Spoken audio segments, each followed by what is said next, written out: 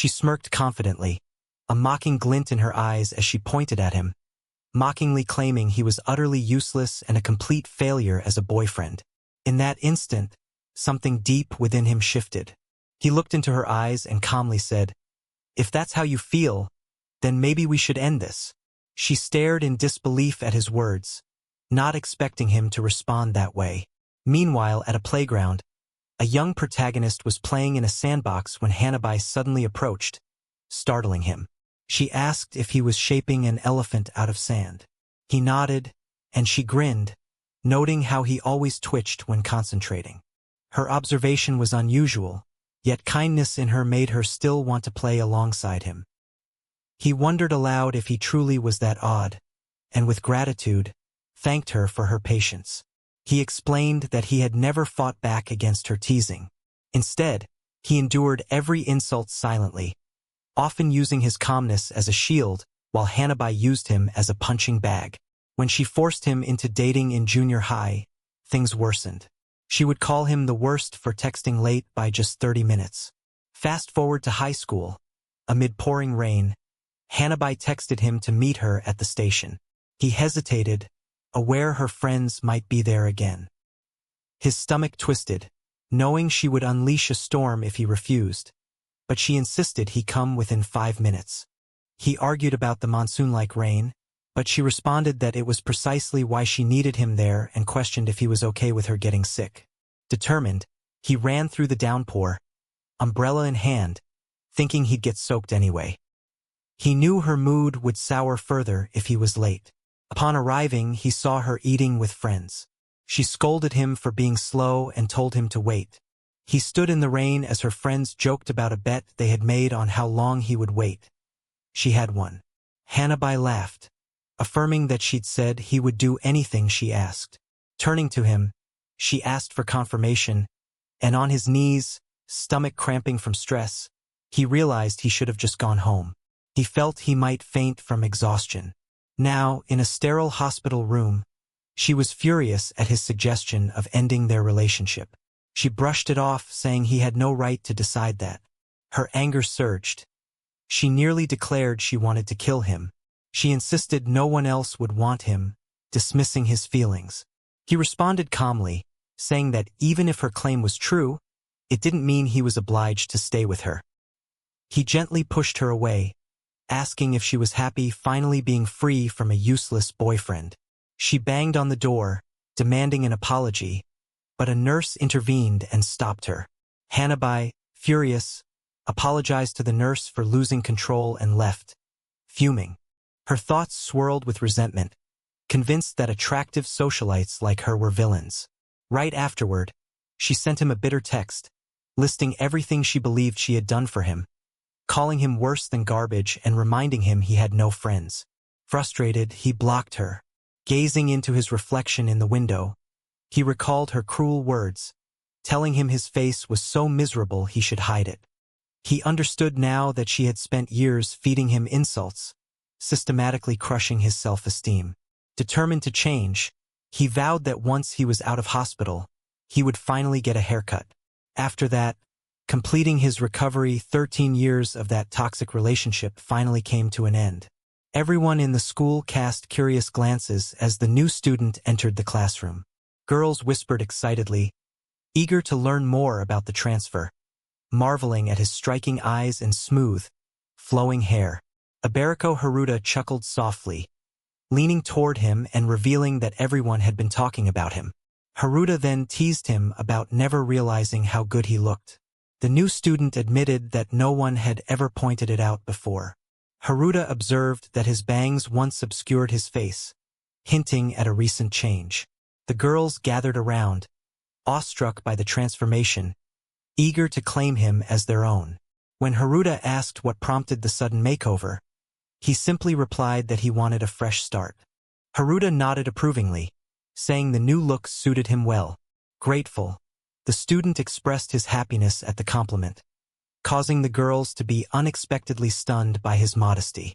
Haruta chuckled to himself, recognizing the student still had much to learn about social confidence. The new student apologized for appearing gloomy and hoped for a friendly atmosphere among classmates. Everyone responded positively. Later, during lunch alongside Haruta and others, Haruta remarked that he hadn't expected the student to be so easy to talk to. The student apologized once more, saying he was just pleased to finally be engaging with others. When Haruta praised him as both kind and handsome, he shrugged it off as nothing special. The girls' reactions became even more animated. Haruta jokingly called him a national treasure, prompting a smile that puzzled the others. That genuine expression made several classmates blush. Then, his gaze fell upon Hanabi, who was watching with obvious anger in her eyes. He sensed her fury and moved past her, but she called out to him. Memories flooded his mind. She had once told him he was far out of her league, urging him to keep their relationship secret. When Haruta asked if he knew her, he simply replied no and kept walking, leaving Hanabi burning with resentment. During self-study in math, the student finished early, leaving him with 15 minutes to pass. He glanced at the girl beside him, who was engrossed in a book. Suddenly, her bookmark fluttered away in a gust of wind. He picked it up and handed it back, causing her to thank him. His "you're welcome" surprised her, and she admitted it was their first real conversation. This sparked a memory of Hanabi telling him he'd never find a girlfriend because he lacked appeal. She had said she only dated him out of sympathy and warned him not to talk to other girls, claiming he'd only be a bother. She insisted he'd have no one but her forever. Now, in the present, he realized he had avoided talking to any girl, whether Hanabi was around or not. He apologized to his classmate if he had made her uncomfortable. She blushed, flustered, but reassured him he never had. He introduced himself, expressing hope they could get along. She was glad to hear that, especially since he already knew her name.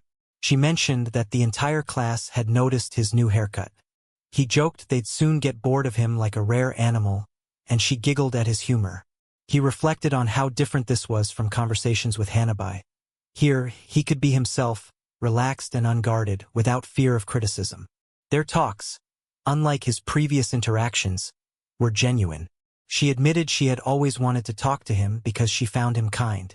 She had seen him watering the plants after school, and he deflected, saying he was just passing time while waiting for Hanabi. She told him he might become quite popular now, and he smiled at the thought of newfound acceptance. The protagonist relishes his newfound freedom, wandering through a bookstore, playing arcade games alone, and enjoying a solitary lunch. He suddenly realizes he no longer needs to reply to Hanabi's messages. That persistent anxiety whenever his phone vibrated begins to gradually diminish with time. During his train ride home, he reflects on what has been a fulfilling day. Conversing with Yukishiro and his classmates felt significant. For the first time, he considers that school might actually be enjoyable. Previously, he believed he should stay isolated, following Hanabi's advice, but now he realizes change is possible. Making friends is no longer just a distant idea he abandoned in elementary school. As he strolls back home, a figure steps out of the shadows, Hanabi. She greets him, saying she waited 2 hours just for him. She reminds him of the rule about avoiding detours, questioning what he was thinking by breaking it. He brushes past her without responding. Her voice rises in anger as she blocks his path, furious that his classmates are becoming friendly with the lonely boy she once abandoned. He retorts, asking if she waited 2 hours just to spout nonsense, and makes it clear there is no more connection between them. They are strangers now. Her presence irritates him, but he stays firm, walking away. She screams in frustration, accusing him of betrayal, yet he keeps moving forward. Eventually, she runs off, hinting that she's finally accepted their separation. A few days bring peace. He only encounters her after school. Interestingly, she, who used to make him wait for her without reason, now arrives at the station earlier than him. He wonders if she deliberately kept him waiting all those years. Suddenly, he spots her with Taichi, the star player of the baseball team. They are close, practically glued together. She asks him how much he loves her, and Taichi answers with the most. She teases him about comparing her to someone else, casting a playful spell that makes him think only of her. He vows he won't look at anyone else. Yet, The MC feels they should be more aware of others, given how uncomfortable their affection makes those around them. To avoid the spectacle, he decides to take an earlier train. 2 days later, the couple appears again. He wonders why they returned after missing yesterday, contemplating whether his decision to leave early was a way to dodge Hanabi and Karaya once more. As they cross paths again, he realizes it's no mere coincidence. Hanabi glances his way, deliberately trying to showcase her new boyfriend.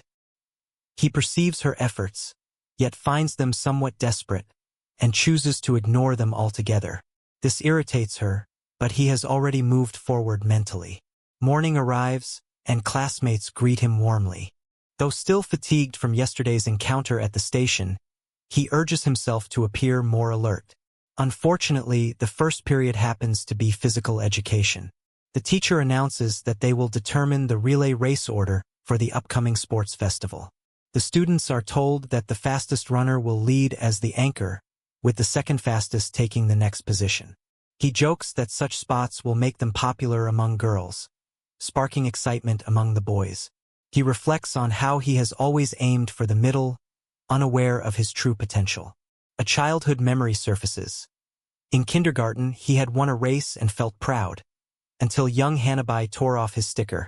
She told him she disliked how he looked running so fast, like a horse, and ordered him to slow down. Year after year, she repeated this demand, always seeking the spotlight. He's convinced she'd dislike it if he ever stole her attention. Yet now he yearns to step out of the shadows and be considered normal. When his turn arrives, he runs with newfound freedom, feeling as light as a breeze passing by. Finishing, he turns to check the results, but everyone stares in stunned silence. The teacher asks if he's always been this quick. His time is enough to break the prefectural record. Haruta declares that with him as the anchor, their class will secure victory by a landslide. Eagerly, the class envisions winning free dessert coupons. He tries to decline, explaining that his recent performance might have been a fluke and he's not involved in any athletic club, but the students beg him to give it a shot. Unable to refuse, he agrees to do his best, surprised by how much their enthusiasm lifts his spirits. Haruta wipes tears from his eyes, calling him a truly good person. The girls gush about how handsome and athletic he looks now. He can hardly believe he was a loner just days ago. Since spending time with Hanabi, his world has transformed entirely. Yukishiro mentions that he's attracting others' attention again. She reveals she once dreamed of becoming an athlete but admits her speed doesn't serve much purpose. She wishes she had his reflexes and asks for advice. When he has none to offer, she confesses she hates sports and plans to skip the festival altogether. He wishes he could help her find confidence. Suddenly, a boy from the track and field team, who set the second fastest time that morning, approaches Chiaki. Chiaki asks if the MC is running with complete determination. Then, he shifts to a serious tone and asks whether the MC would be willing to risk everything to win. Confused, he responds that he doesn't intend to die. Chiaki explains that he's been training to be the anchor but was easily surpassed by the MC's recent record-breaking run. The MC offers to step down from the anchor position, but Chiaki stops him.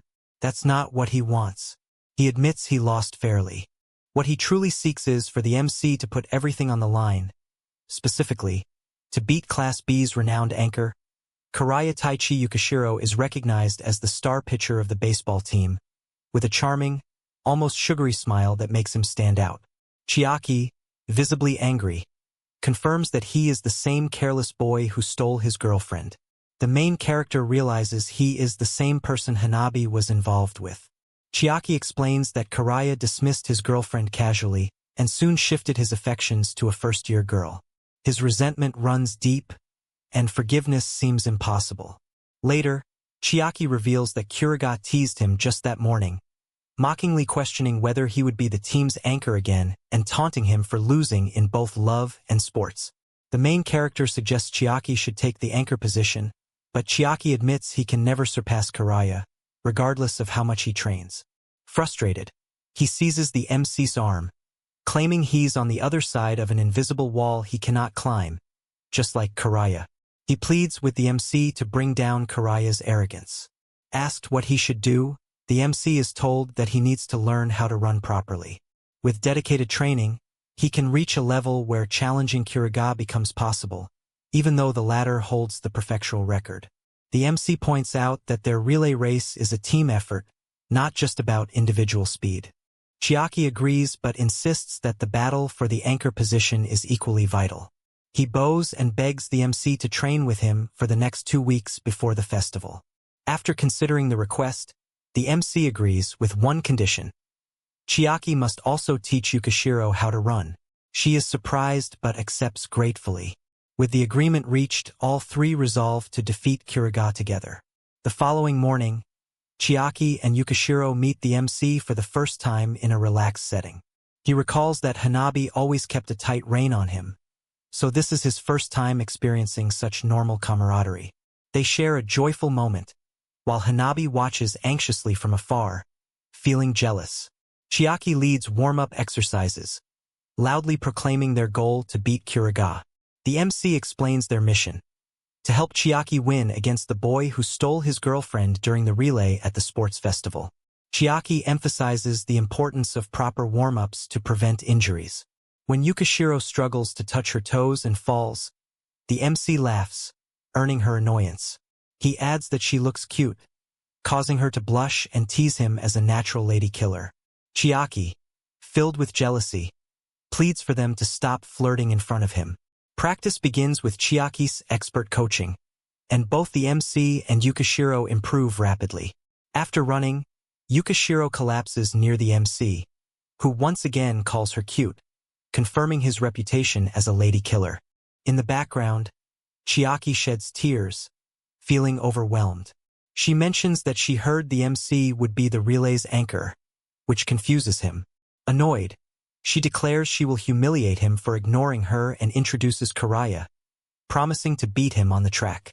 Hanabi, watching smugly, encourages the MC to do his best in the struggle ahead, then turns and walks away. Training continues intensely until the final day, when Chiaki remarks on their significant progress. He's confident that the MC can defeat Karaya. The MC thanks him but expresses a wish for more time to prepare. Chiaki, visibly emotional, admits he couldn't sleep due to worries about Karaya and his ex, but training with both him and Yukishiro finally eased his mind and allowed him to rest. He felt a deep sense of gratitude, yet Yukishiro insisted that she should be the one feeling thankful. Thanks to their efforts, she had become noticeably quicker. The main character acknowledged this, expressing appreciation for both of them sharing time with him like genuine classmates. They exchanged a warm, mutual moment. Chiaki remarked that spending time together was truly enjoyable, even if his dislike for Karaya hadn't disappeared. Yukishiro recently saw Karaya and noticed his new hairstyle, which looked more refreshing, almost reminiscent of the main character's own cut. The main character recalled that his hair had already been like that when they met at the station. Chiaki explained that Karaya had changed his hairstyle after starting to date a girl from their first year. His ex-girlfriend had broken up with him because she liked Karaya's hair, so maybe he styled it differently to spite her. Chiaki felt foolish for holding onto his feelings for so long. The main character told him that no one had the right to mock someone who loved wholeheartedly, emphasizing that those feelings constituted only a small part of life. Overwhelmed, Chiaki broke down in tears, calling him a truly kind person. The main character reflected that, since that day, the three of them had become real friends, his first genuine friends ever. On their way home, Yukishiro told him she had realized once again how considerate he was. She noted that he had asked Chiaki to train her, and he had worked so hard over the past 2 weeks. Stepping closer, she added that this side of him was genuinely wonderful. Feeling how close they had become, both blushed and instinctively took a step back. She apologized but explained that getting to know him had truly made her happy. He admitted that her words embarrassed him, as it was the first time anyone had ever spoken like that to him. She chuckled, saying she felt the same but wanted to tell him anyway. They wished each other luck for the following day before parting ways. That night, he couldn't sleep, haunted by her words. Sitting upright, he realized he had never experienced feelings like this before. At last, dawn broke, and the sports festival finally commenced. His class was full of energy, eager to win. Chiaki excelled in the tug-of-war, while other classmates competed in various events. The main character, Yukishiro, and Chiaki cheered fiercely from the sidelines. Soon, Yukishiro had her own event. The main character headed toward the jump rope area, where Hanabi appeared dressed as a cheerleader. Karaya remarked that he couldn't wait to see her cheerleading battles. Her cheering made him feel unstoppable, and another student agreed. Hanabi acted adorable and asked Karaya to secure first place for her, to which he confidently promised he never lost. Smirking, she believed her cheering would guarantee victory. Finally, the class relay race began. The announcer called each runner to their lane. Chiaki told the main character that he would run his hardest, leaving the rest to him. Yukishiro wished both of them good luck. Chiaki took his mark in the starting position. As the race started, Chiaki surged to the lead, his classmates cheering him on loudly. The relay continued. When it was Yukishiro's turn, she hesitated, nervous but determined. The main character encouraged her to relax and trust their practice. She asked to hold his hand, which he did, and she squeezed it, feeling more prepared. With renewed confidence, she headed to her lane. When handed the baton, she took off, running with all her might, ready to give her best. Chiaki shouted urgently for him to recall their training, inspiring the MC with a surge of confidence. Hesitating briefly, he then declared he could do it, successfully passing the baton as cheers erupted from the crowd. His heartbeat pounded fiercely, a vivid reminder of the stakes at hand. Out of breath, Yukishiro approached, expressing how well he had performed. She admitted that she somehow heard his cheers from afar, almost miraculous, she said. She vowed to cheer with all her strength for him in return, ignited by the moment. As the relay progressed, the MC reflected on the significance of his role as the anchor, especially with Chiaki leading off and everyone giving their best. He aimed to deliver a result that would honor their collective effort. Positioned at his mark, he waited patiently as Class B surged ahead, leaving the rest struggling to stay second. Nearby, a scornful voice questioned why an unremarkable figure like him was anchoring the race, mockingly remarking that Chiaki's record had fallen after his breakup. Mocks about his prowess in running and love echoed around him. Hearing this, the MC warned that the baton was approaching. Karaya seized his chance, grabbing his baton and sprinting at full throttle. The MC's class baton arrived next. He grabbed it eagerly and took off, recalling everything Chiaki had taught him. He stormed past second place, narrowing the gap with Karaya. Driven by determination to finish strong, he closed the distance and overtook him. Karaya, stunned to see the MC behind him, watched helplessly as the MC raced ahead and crossed the finish line in first place. A tidal wave of admiration swept over his classmates who hurriedly lifted him up, chattering excitedly about his victory. They jubilantly tossed him into the air, filling the air with cheers. His gaze moved to Yukishiro and Chiaki. Chiaki tearful but smiling, her happiness infectiously apparent. The MC felt a quiet sense of contentment, glad as long as those two were joyful. In the background, Hanabi observed, clearly frustrated. As everyone crowded around him, Haruta praised his incredible speed, calling his performance seriously amazing. A girl attributed their top position solely to him.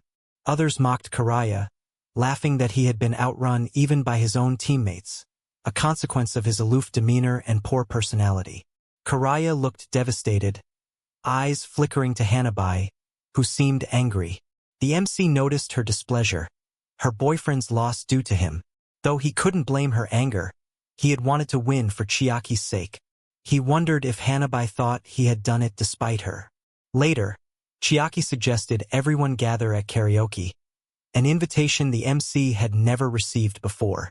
Yukishiro asked if they should meet in the classroom after changing. Everyone had invited him, so he agreed. They planned to meet there shortly. Suddenly, the MC overheard Karaya speaking to Hanabi, apologizing and admitting he hadn't been at his best. Uncomfortable about running into them, he promptly pulled Yukishiro behind a tree, causing her to blush and look puzzled. He apologized for involving her and admitted it was awkward after their victory. They overheard Karaya promising to prove just how cool he could be to Hanabi. At the inter-high preliminaries, Hanabi coldly questioned what he implied when he said next time, telling him to get rid of his delusions. Their pretend relationship was over. Karaya looked confused. Wasn't he her real boyfriend? Abby chuckled softly. When did she ever express such amusement? It was just because she clung to his arm and wanted to accompany him to school. She dismissed him as worthless, claiming that someone like him could never be her boyfriend. Her heart belonged solely to one person. Karaya desperately pleaded, promising he would fix everything. He had even broken up with his ex for her and changed his hairstyle at her request. Hanabi smirked again, sensing a pattern. It was always the same, him claiming he did everything for her.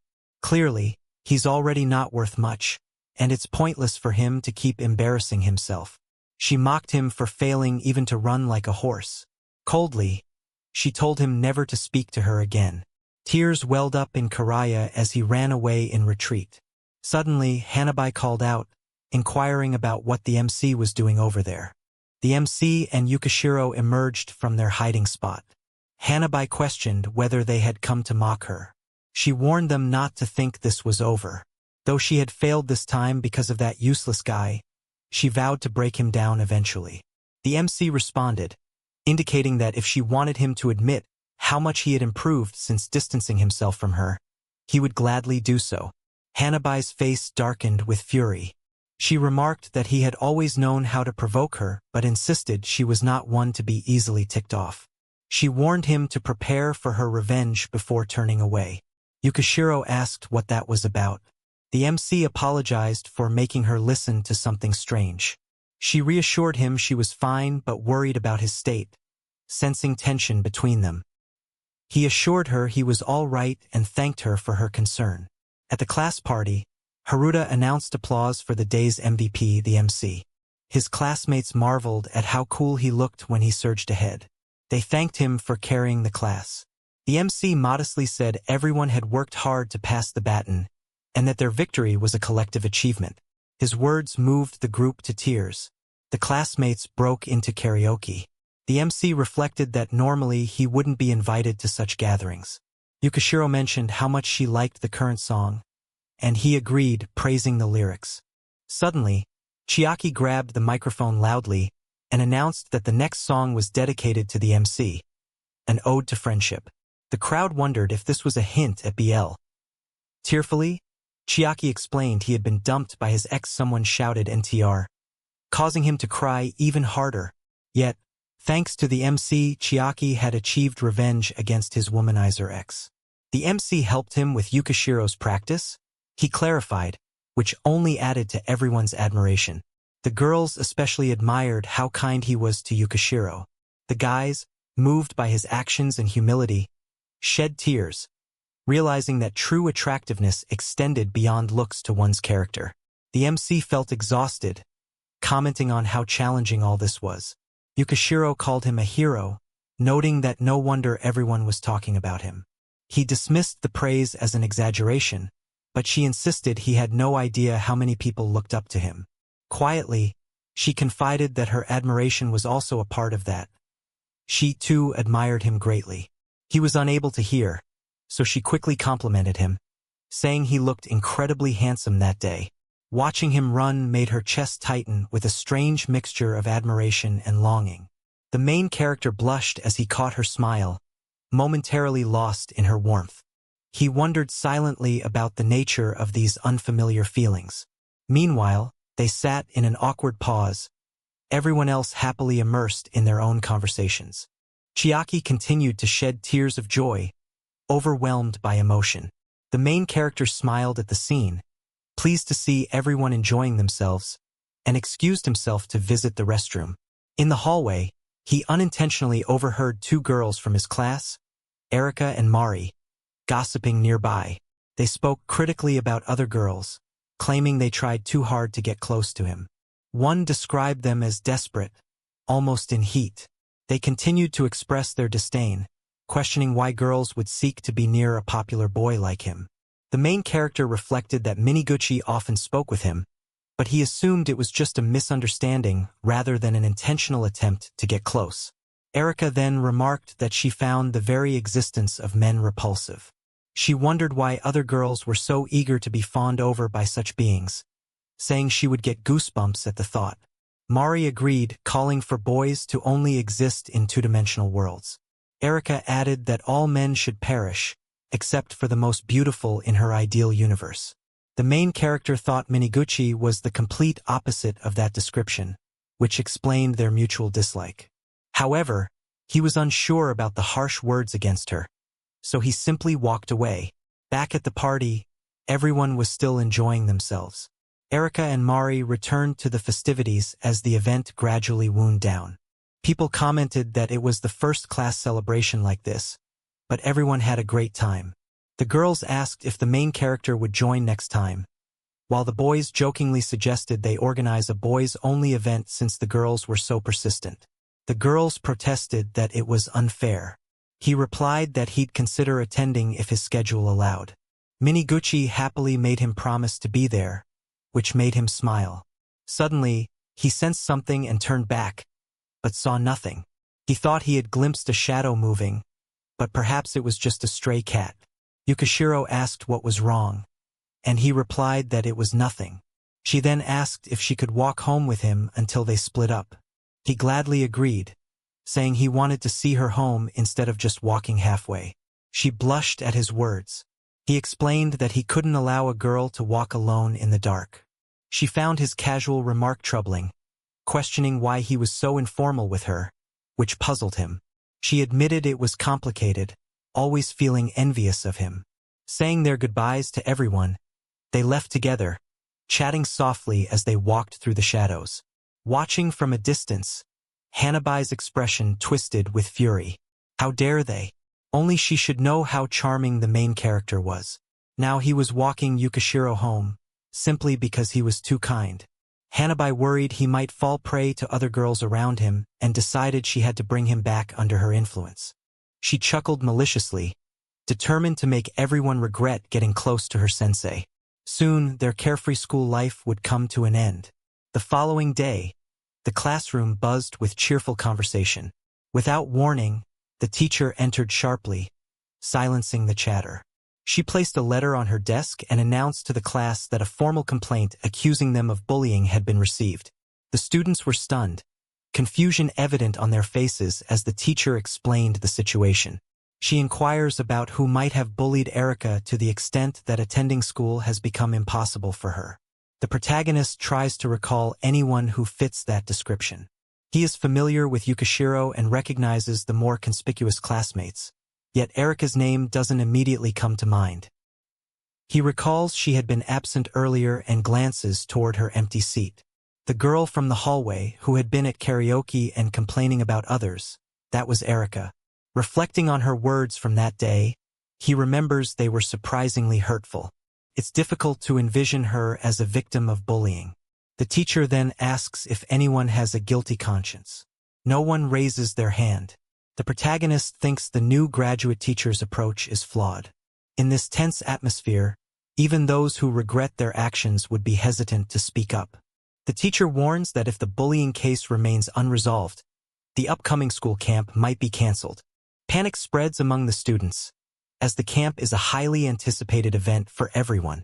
No suspect is openly named, yet the class's mood turns somber, resembling a funeral. 5 days go by before another letter arrives.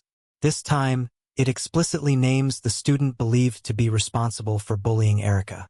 The teacher urges anyone with information to come forward. Silence prevails. She admits she wanted to avoid this confrontation but feels she has no choice. She calls out Yukishiro's name, requesting her to come forward. The protagonist is stunned. The teacher explains that the letter contained Yukishiro's name. Without hesitation, she drags Yukishiro away, despite her protests that she never bullied anyone. Ignoring her pleas, the teacher pulls her out of the room. Yukishiro begins to cry, and her classmates whisper among themselves. Some wonder whether Yukishiro was close with Erika. A girl mentions they were never seen together, as Yukishiro tended to keep to herself. Erika, meanwhile, often talked about anime with her otaku friend. They had little in common, yet the letter explicitly named Yukishiro. Chiaki turns to the protagonist and asks for his opinion. He confesses he finds the situation perplexing. If someone was truly bullied, the classmates would likely notice, even if the teachers did not. This surprises many, as everyone thought Yukishiro was not the type to bully. Chiaki agrees, considering the letter suspicious. She questions whether the sender might be lying and reasons unknown. Yukishiro re-enters the room looking upset, sitting silently. She then passes a note to the protagonist, pleading that she did not bully Erika and asking him to believe her. Tears stream down her face. He reassures her that he believes her and tries to comfort her. Overcome with emotion, Yukishiro breaks down, crying uncontrollably. At that moment, the protagonist resolves to uncover the truth. The classmate Chiaki expresses frustration over the chaos during homeroom. Before it ends, the teacher distributes papers, asking students to write down what they know. She notes Yukishiro insists she is innocent, but the evidence, the letter, poses a serious problem. The teacher warns that if the issue is not resolved swiftly, the upcoming field trip will be cancelled. She urges the students to help clarify the situation. The protagonist perceives her words as implying that as long as Yukishiro refuses to admit guilt, the trip's cancellation is imminent, which only worsens matters. Realizing the gravity of the situation, the protagonist tells Chiaki and Yukishiro that they cannot leave this unresolved, trusting that they will seek the truth rather than rely solely on the teacher's judgment. They should handle the matter on their own, and Chiaki agrees. The teacher's approach subtly amounts to bullying Yukishiro as well. Yukishiro apologizes for involving everyone in this mess.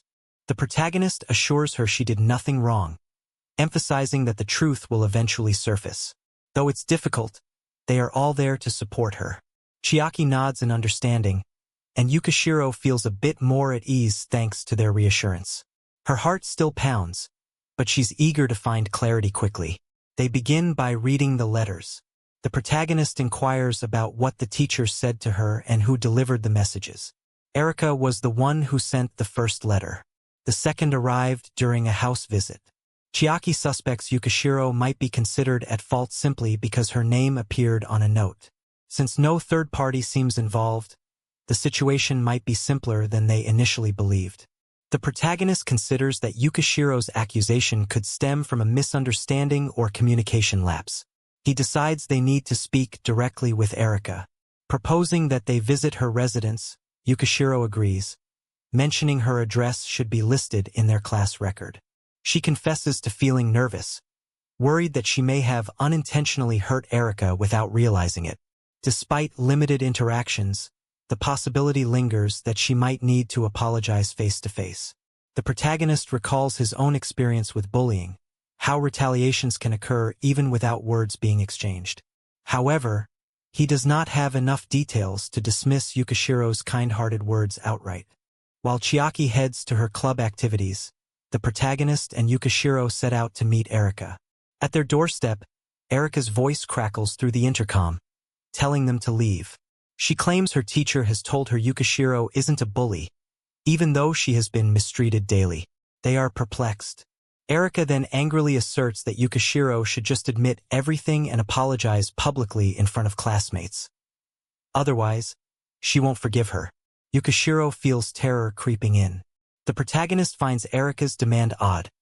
Why insist on an apology before peers when Erika herself isn't present? Who is Yukishiro meant to address? What does Erika truly want? A sudden memory flashes. The scenario resembles his own karaoke experience. Just then, he notices a girl fleeing from the scene. He asks Yukishiro to wait, then quickly pursues her. Catching up, he recognizes her as Hanabi. She laughs, teasing that he caught her. He questions her reason for being there. She counters with a mischievous grin, asking if she's obliged to answer. He wonders if Hanabi is linked to the bullying case. Encountering her here feels odd, and she appears amused by the situation. Getting closer, she smirks, asking what's made him so frantic. She implies he must have missed her presence. "I am so kind," she says, offering to forgive him if he apologizes and clings to her. The protagonist dismisses her with a flat "no thanks." He then demands whether she's involved in the scandal. She hesitates, prompting him to press further. Her cheeks flush and he questions her about it.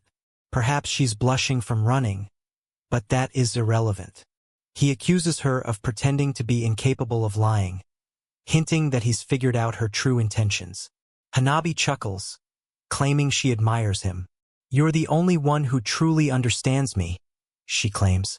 He finds this unsurprising. He's watched her manipulate and deceive adults since childhood. There's no way he'll be fooled by her antics now. He recalls an incident where she took credit for finding a cat he had actually discovered. Savoring the praise, he tells her she's not fooling anyone. She replies that he easily saw through her. She thought that acting panic-stricken and running away was quite adorable. He questions what she did this time. Did she instruct Erika to claim she was being bullied? Hanabi dismisses the idea, saying she can't simply order anyone. Instead, she claims she merely offered advice on Erika's problems, highlighting the strong sense of camaraderie among classmates. This cheerful, carefree atmosphere irritated Erika, so Hanabi suggested a way to disrupt it. Erika followed Hanabi's advice, and the result was remarkable. She continues to meddle outside school as well. Hanabi chuckles, noting Erika seems happy with the outcome. The main character asks if they know each other, to which Hanabi responds that she was just seeking someone to disrupt his class, and meeting Erika was purely accidental. The realization dawns that Hanabi exploited Erika's vulnerabilities. When asked how they met, Hanabi explains she gathered information on his classmates and transformed it into useful data. The main character recognizes that the presence he sensed outside karaoke was probably her. He inquires whether she knows her motives, and he guesses revenge. Hanabi admits she's angry about his selfish actions in parts, but she denies revenge is the goal. Instead, she's swatting away the bothersome flies. She laughs and points out his clumsiness. He understands she won't testify and concludes it's better to persuade Erika directly. No matter how many words he exchanges with Hanabi, the situation remains unchanged, so he ceases to pressure her.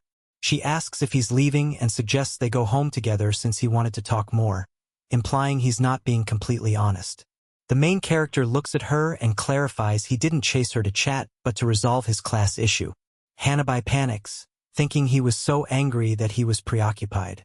He recognizes her actions were motivated by a desire for attention, but he cannot forgive her for hurting Yukishiro for her own selfish reasons. Still, blaming her endlessly won't help. What would be an effective response? He walks away, telling her she should make new friends rather than enemies, like he's trying to do. Hanabi screams that things will never return to how they once were. He ignores her and continues walking. She bursts into tears. The main character reflects that, unlike Yukishiro's tears, Hanabi's probably won't sway his heart. Her tears might have also been part of her plan. After speaking with Hanabi, he returns to Yukishiro, realizing he is at fault for everything. He confesses that he had a fallout with someone and cut ties, which caused pain to those around him. Bowing his head, he apologizes sincerely. Yukishiro takes his hands, urging him to lift his chin. She reassures him that he's not wrong at all. She asks if he was being chased by that person, and he confirms it. She reveals she's been keeping watch and admits she's the one who had Erika tell lies. He tells Yukishiro he'll handle Erika himself, just one day's time. She worries and asks what his plan is, offering to help, but he stops her, insisting he will manage it himself. He's been contemplating ways to resolve the situation. He might be forced to use clandestine methods. He cannot allow her to become involved. Once again, he offers an apology. She may feel uneasy, but he is determined to take action. Yukishiro expresses her gratitude, assuring him she is fine. Then she inquires whether the person he had a falling out with is doing well. He is taken aback, not having explained the psychological abuse he endured with Hanabi. Discussing it now would only highlight that he is her victim. That's true, but revealing this to Yukishiro amid her current worse situation would be wrong. She would sympathize, telling him it wasn't his fault. He prefers to avoid that conversation. However, since Hanabi is part of the reason she's in this mess, she has the right to know why. He resolves to tell her everything once the crisis passes. The next day, after school, the protagonist unexpectedly approaches Mari. He wishes to ask about Erika. Mari remains cautious. He explains she was the other person gossiping with Erika at karaoke. Through her, he hopes to obtain Erika's social media contact. He inquires if Erika uses social media and if Mari can share her account details. Mari declines, citing it's against the rules. He understands, but he must contact Erika regardless. He promises not to reveal her identity as the source. Mari hesitates. He then asks if she'd be willing to testify instead. She's frightened. He probes whether, since they have spent time together, she knows if Erika's claim of being bullied is false. He bows deeply, expressing that Yukishiro is deeply hurt and asking for her help. Mari turns away, feeling it's impossible. Why should she care if Yukishiro is in trouble? It doesn't concern her.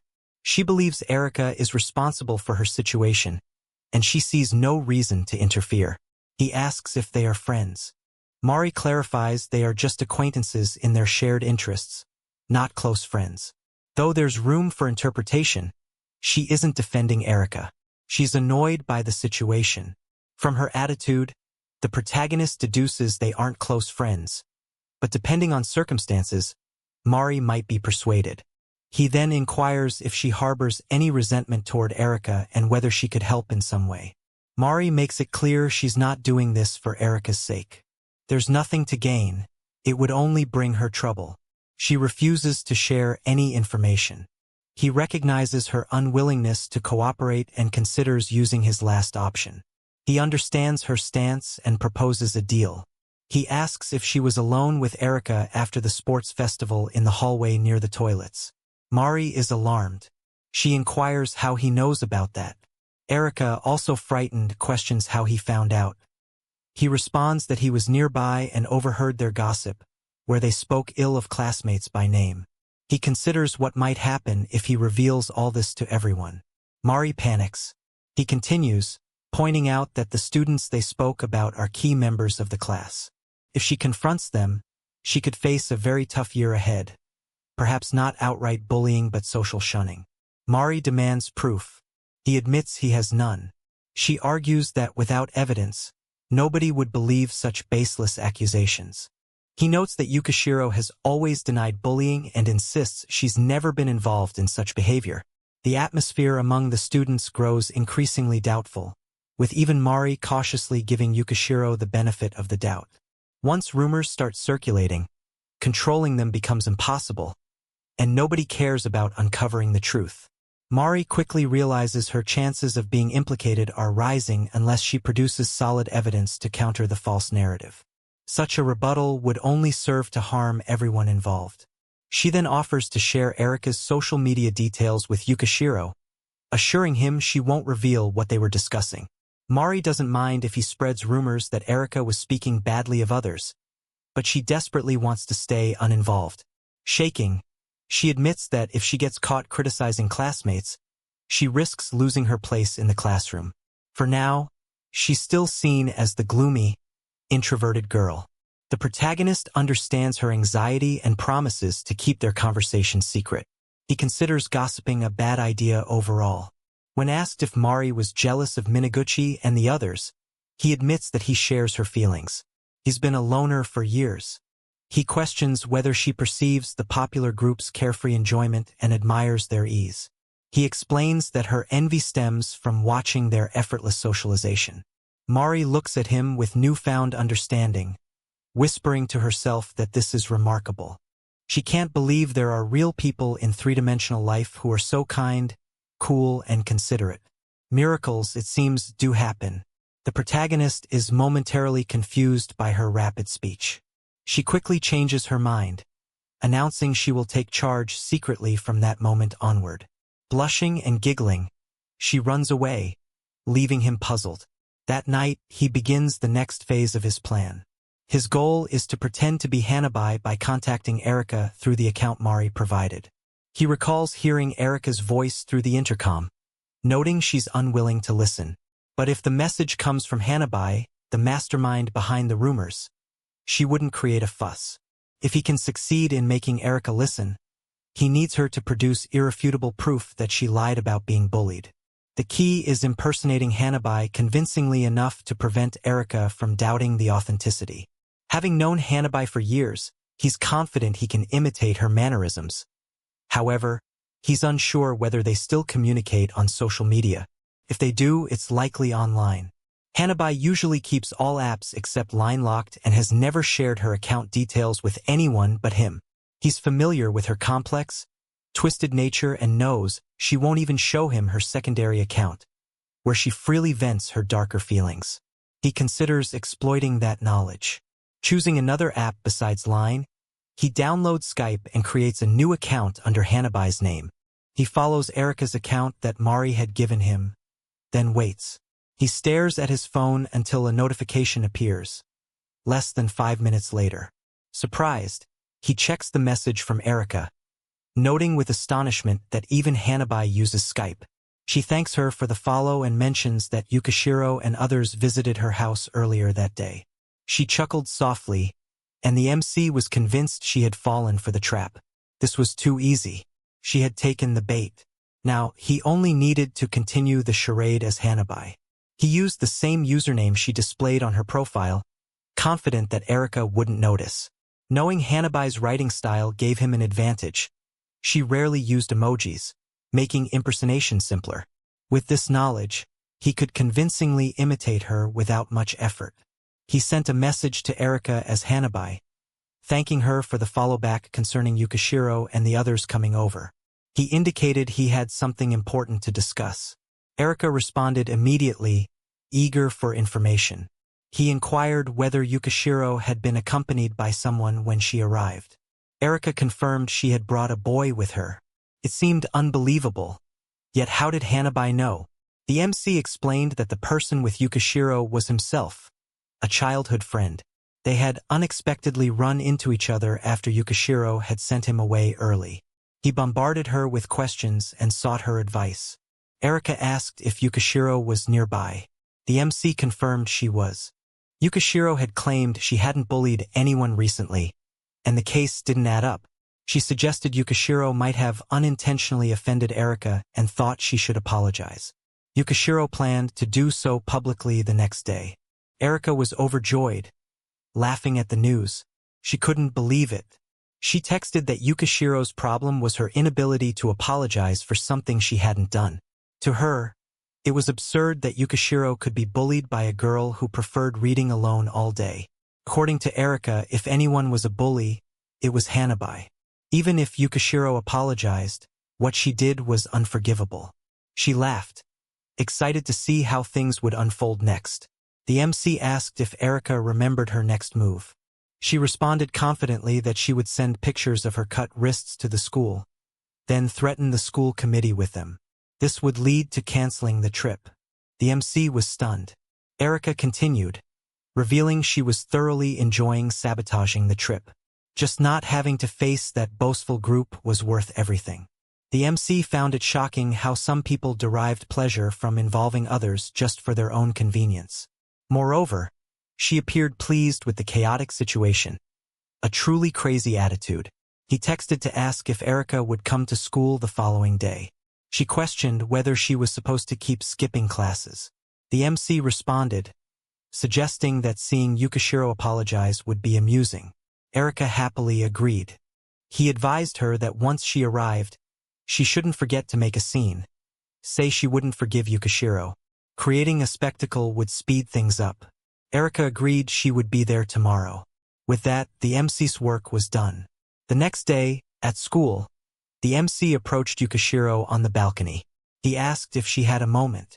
He told her Erika was coming that day. She asked if he had managed to manipulate her or more accurately, tricked her. He believed everything would be resolved soon.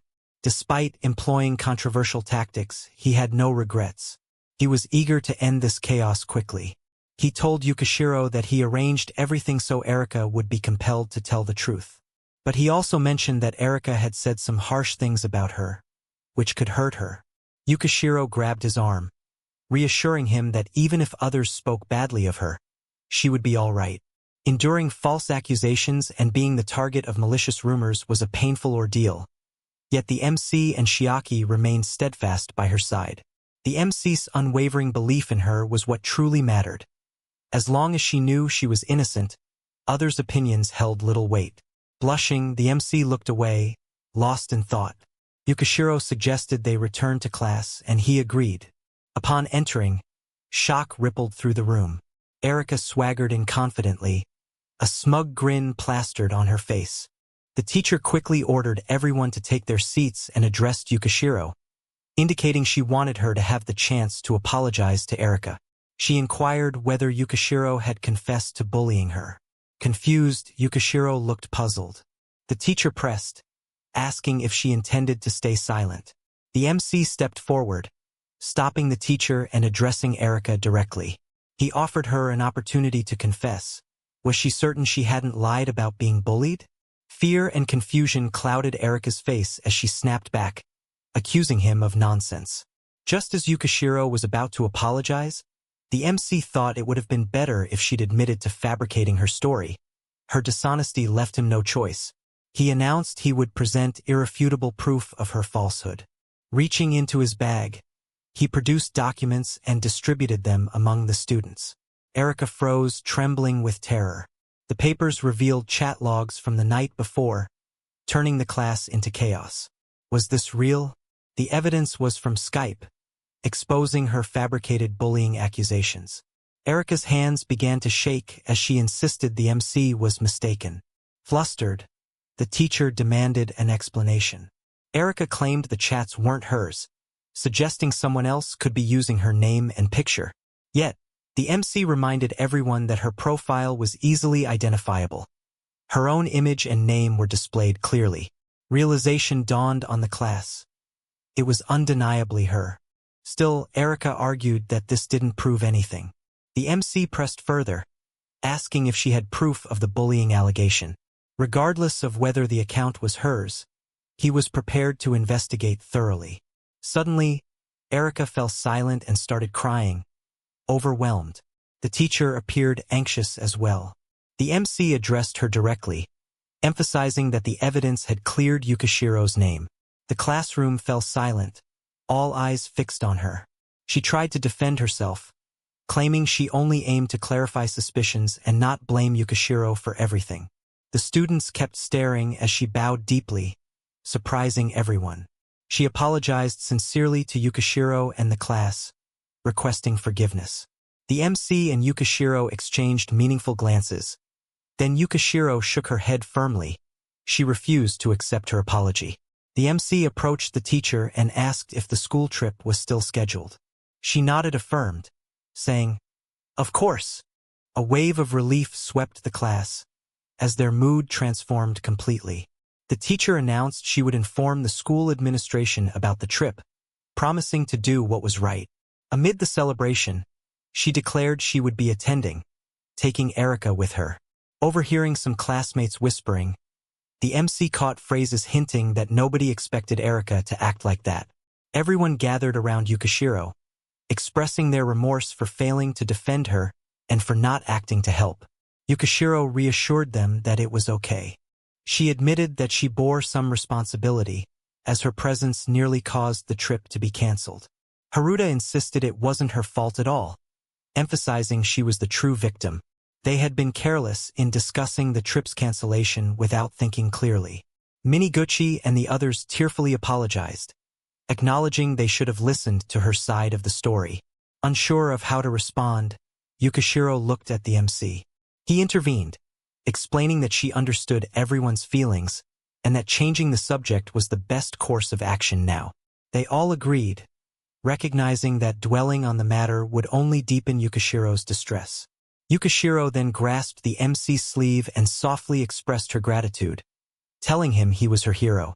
She smiled and confided that the bullying she endured had all been a lie. The teacher's fears were mistaken. After the truth surfaced, Erika's parents faced reprimand. The MC noticed Haruta, who suggested they go celebrate that day.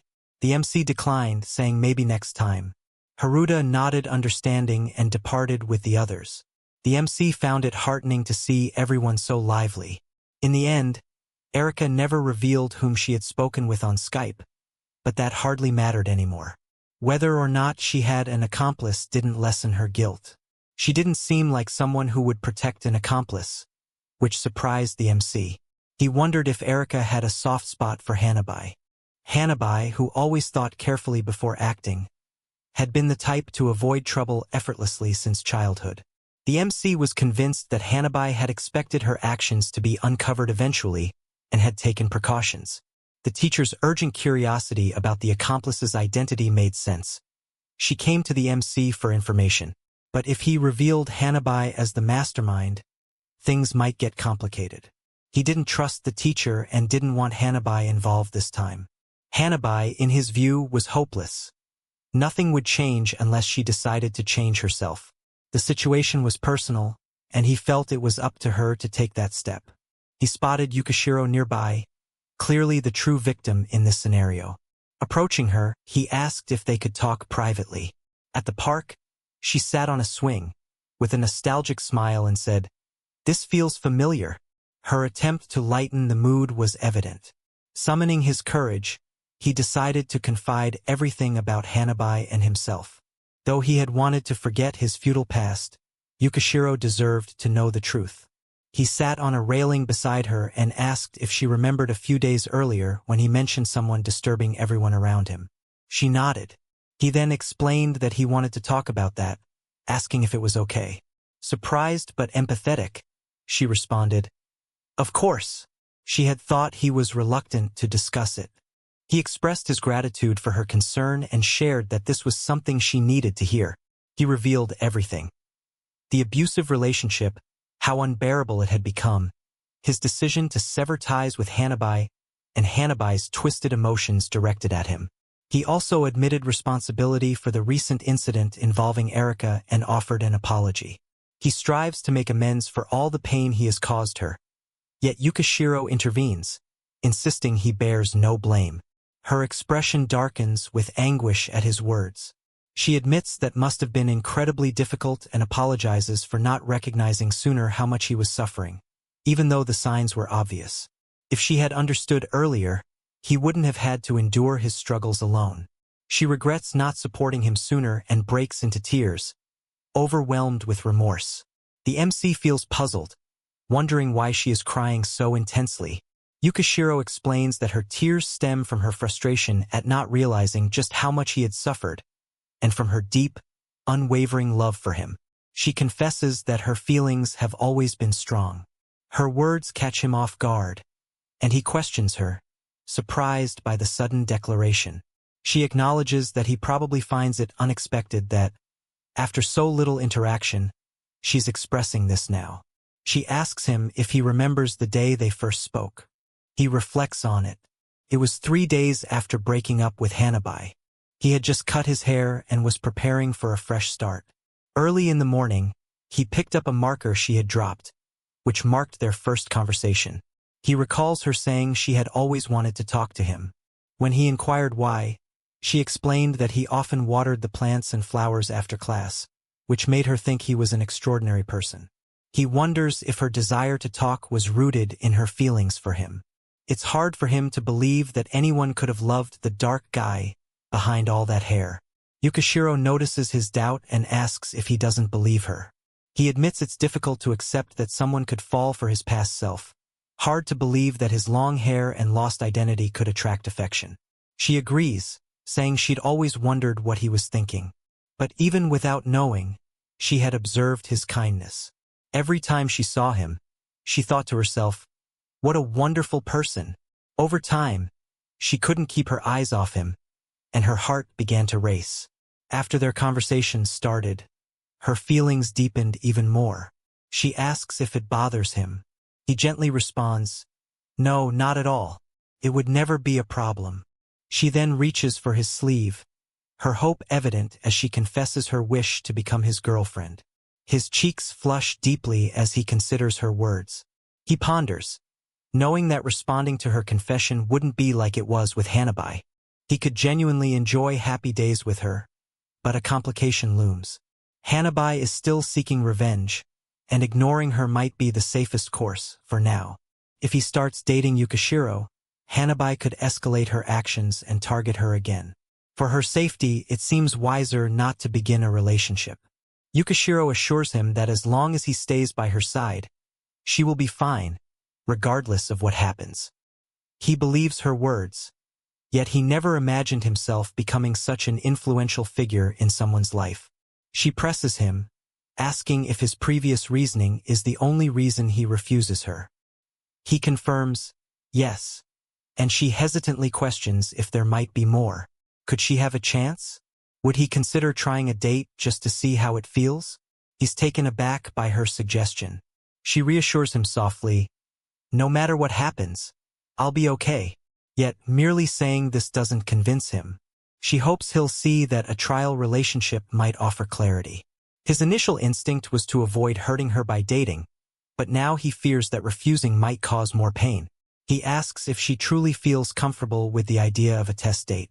She responds happily, grateful for any opportunity rather than facing rejection. Her words make him blush. She's incredibly adorable. After a moment, he suggests they should head back soon. She agrees readily. Then she asks if he could share his social media handle. He goes blank for a moment. When she calls him again, he apologizes, realizing he's been out of touch with almost everyone lately. Aside from pretending to contact Erika as Hanabi, he only has Hanabi's account registered, though he's blocked her. Yukishiro overhears this and comments that perhaps she shouldn't have asked. He assures her that if anything arises, she can always reach out. Slightly flustered, they smile at each other. She asks if she can contact him anytime she feels like talking, even if there's nothing pressing. He agrees happily, exchanging social media contacts. As he walks home, he notices Hanabi waiting again. He chooses to ignore her. Inside, he wonders, what is she even saying? She continues, admitting she was in over her head. She admits she started a fight but promises to forgive him. He thinks, when will I get a break? If I don't tell her repeatedly, she won't understand. She suggests they stop these pointless arguments and asks for a make-up kiss. She closes her eyes expectantly. He whispers that she hates his guts, that he didn't stand up for her. Instead, he chose silence to avoid trouble, and now he's kept his distance. She's confused. What is he talking about? She tries to grab his arm, but he pulls back and swats her hand away. Finally, it dawns on her. She sees her arm and realizes how coldly he's behaved. He hates her. Turning away, he heads home, thinking bitterly, what a joke. There's no way I like her. Where did she even get that idea? All her actions against him only reinforce his feelings. If she had anything worth liking, he wouldn't have wanted to break things off. They're finished. He can't believe she still imagines he cares for her. What's wrong with her? Seeing her face to face, telling her directly, leaves no room for misunderstanding. She shouldn't show up again. His phone chimes, and in the past that used to make him tense. Now he hopes no more of Hanabi's terrible messages will reach him. He only wants to hear from Yukishiro. He looks at her message thanking him for dropping her home and asking if he's arrived safely. Yukishiro wouldn't suddenly send harsh words. Her message is normal, even if it seems unusual. She comments that she's glad he opened up today and expresses her desire to be his strength. She's always with him but never realized how much he's suffering. She reassures him that if he ever needs to talk, she's there anytime. She would stand beside him just as he had once stood by her side. These messages bring him joy, shining like precious gems in his heart. A gentle blush colors his cheeks as he feels a surge of happiness. She thanks him for listening to her confession. Though she had initially intended to keep it hidden longer, she spoke impulsively in that moment. He finds her messages irresistibly adorable, and recently, she was just a girl he'd never spoken to. Now, she was becoming increasingly important to him, and before he knew it, they had exchanged countless messages. Neither of them had more to say than the other. Their communication was genuine and balanced. He never imagined messaging could evoke such excitement. She mentions that she usually doesn't send messages, because she had no one to communicate with. She apologizes for not meaning to seek comfort from him, simply revealing her true feelings so he wouldn't worry. He responds, jokingly asking if perhaps he shouldn't have reached out either. Flustered, she quickly assures him otherwise. When he queries whether he bothers her, she denies it, blushing. He admits that, until now, he hadn't cared much for this kind of interaction, but talking to her has become enjoyable. She falls silent for a moment before sending a blushing bunny sticker. She confesses that when he says things like that, her heart races. He asks why he only confesses what he truly feels. She replies she likes him, explaining that if someone she loves told her they found talking to her fun, her heart would pound even faster. His attention makes her self-conscious, and she playfully calls him a troublemaker. She responds with an angry, pouting bunny sticker. Recognizing her affection, he realizes she loves him. Soon, she sends another message, proposing, "If you're free on Saturday, would you like to go on a date?" For him, it feels like an unprecedented invitation. Unlike Hanabi, who simply dragged him to places she wanted to visit, he knew those weren't genuine dates.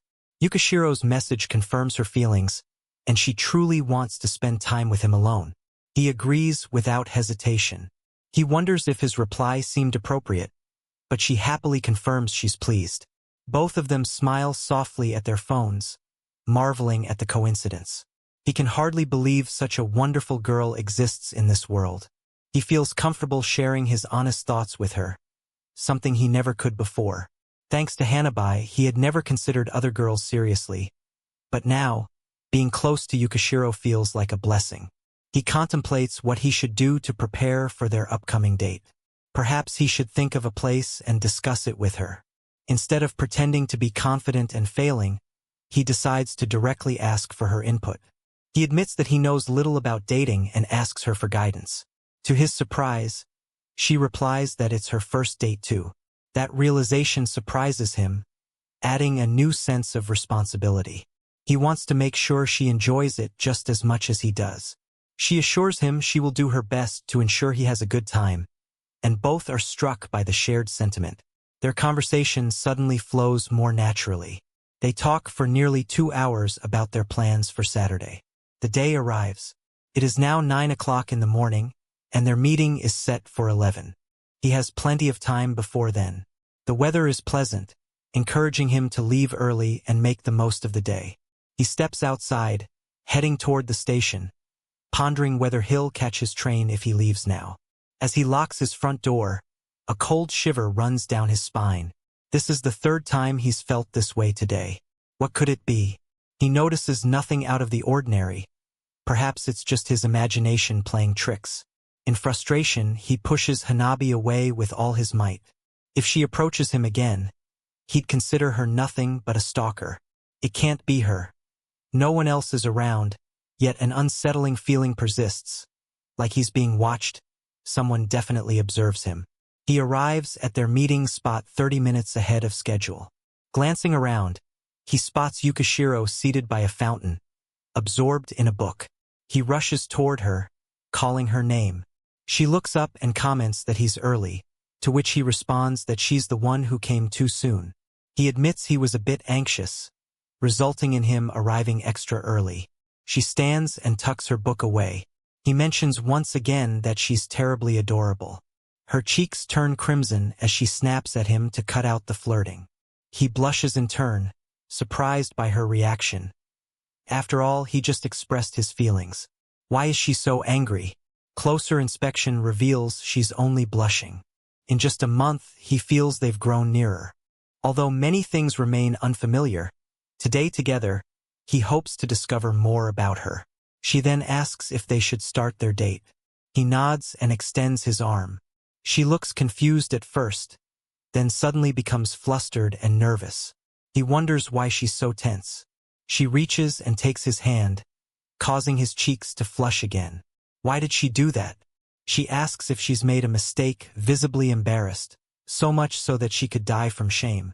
He gazes at their linked hands and quickly apologizes. She reassures him it's okay, then inquires why he offered his hand. He explains he thought he might carry her bag. She looks puzzled. He considers himself an idiot. Once more, he's done something unnecessary. Hanabi would be the type to make him carry her things. He glances around and notices other guys carrying their girlfriends' bags, assuming it's normal on dates. But that's wrong. He sincerely apologizes and promises to be more attentive next time. She responds kindly, apologizing herself for jumping to conclusions. Both share a laugh. She explains that when he extends his hand like that, it practically invites her to hold it. He agrees. Plenty of other guys hold hands with their partners, after all. He offers to carry her bag if she prefers that, but she falls silent, then says she'd rather have him hold her hand. He blushes, happily complying. She glances at his hand, and his heart pounds faster and faster. She asked him out. The least he can do now is make her happy. He stretches out his hand and asks softly, "Shall we?" She lowers her gaze, blushing, and whispers she's so glad. He thinks inwardly, what is with this reaction? It's too adorable. Again, he asks if she's okay with spending their date at the library. She nods. A few days earlier, they had discussed where to go. She had asked what he preferred, offering to go anywhere he chose. He hesitated, then suggested a place she often visits on her days off, eager to learn more about her. He was eager to learn what she normally did, to understand her likes and dislikes. His genuine desire was to get to know her as a person beyond surface appearances. They found themselves in the quiet of the library, where he hesitated and asked if talking was permissible. She responded that they could converse in the study room, provided they kept their voices down. He glanced around at the others absorbed in their reading and inquired if she visited often. She nodded, explaining she came whenever she had free time. Amid the hushed movements of readers immersed in books, she described feeling as if she were swimming within a vast ocean of written words. That sensation brought her joy. He admitted that walking between towering shelves made him feel like a fish navigating the depths of the sea. Her smile widened at his analogy, which she appreciated. Her cheeks warmed, and he asked what genres she preferred. Currently, she was particularly interested in Western science fiction. He wondered if he had ever read any. He admitted his reading experience was limited, but expressed that he was now eager to explore books, since he was no longer under Hanabi's control. With plenty of free time stretching ahead, he saw this as an opportunity. She considered it a wonderful idea, encouraging him that the world was abundant with excellent stories. He reflected inwardly, not out of embarrassment but because he genuinely wanted to expand his reading horizons. Thanks to her, he had realized that people change based on those they surround themselves with. The person he had become with Hanabi was someone he disliked, but with Yukishiro, he felt a budding affection for himself. Curious, he asked about her favorite book, eager to read it himself. She was taken aback, noting it wasn't a book she typically recommended. He preferred to explore her preferred titles rather than choosing blindly, pondering whether searching for a suitable book might be troublesome. She chuckled at his thought, acknowledging that he was right and apologizing for her amusement. He understood her dilemma. Sometimes, recommending books was awkward, but at that moment her asking was meaningful. Her inquiry about her favorite book genuinely delighted her, as it was the first time anyone had asked. That connection made her like him all the more. She suddenly took his arm and led him to a shelf, picking out a book she loved and handing it to him. As he began reading, she pointed to a particular passage, expressing that she especially liked it. He asked what the section was about, and they both suddenly became aware of how close they were. Embarrassment overtook them, coloring their cheeks. He quickly stepped back, apologizing, but she moved closer instead. She looked into his eyes and asked if he wanted to kiss her. Both blushed as she made the proposal. Yukishiro hesitated, inquiring if he had already kissed Hanabi before. Their gaze lingered, eyes flickering with hesitation, when suddenly Hanabi appeared outside the window, banging on the glass loudly. Startled, the two froze. Hanabi exclaimed, teasing him about his newfound popularity and the attention he was receiving from other girls. But her words were thinly veiled. She intended this as an illusion. The happiness he felt could vanish instantaneously. The MC questioned why she was still present, begging her to leave them alone. He didn't care what she did, as long as she stopped wasting her time. Hanabai's face twisted with annoyance and anger, furious that he was now claiming happiness. She warned she would take everything precious from him so he could be entirely alone. With a sly wave and a mischievous giggle, she bid farewell. The MC wondered what her true motives were. He was correct in suspecting she was following him. Later, Yukishiro and the main character sit down to order food and enjoy their meal.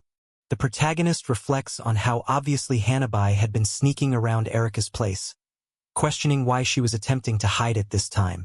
Perhaps she wanted him to discover her presence. If he hadn't noticed her, he might have remained unaware that she was tracking his movements. Previously, Hanabai had encouraged Erika to bother him. Now, it seemed likely she aimed to demonstrate to everyone that she still had control over him. As he watches Yukishiro eating, a gentle smile forms. Her company makes him feel comfortable. Yet, the deeper he contemplates the situation, the more apprehensive he becomes. He knows he must keep Yukishiro away from the chaos caused by Hanabai. If he truly cares for her, he might need to distance himself until he sorts out his issues with Hanabai. As their first date nears its end, Yukishiro turns to him, extending her hand. She asks if he wants to hold hands, and he agrees, taking her hand gently. She then inquires whether they could go on another date, which clearly excites her. She enjoyed their time together immensely and expresses gratitude for his company today. She notices a change in his expression and asks why he looks so surprised. He had assumed that his encounter with Hanabai might ruin her mood, as such disruptions often discourage someone from wanting to see him again. Yukishiro seems momentarily surprised when he mentions this but quickly shrugs it off. She explains that because she's on a date with someone she truly likes, her heart has been pounding the whole time. Being with him makes her incredibly happy, and she can't think of anyone else. He blushes at her words. She continues, reassuring him that as long as they are together, everything else becomes insignificant.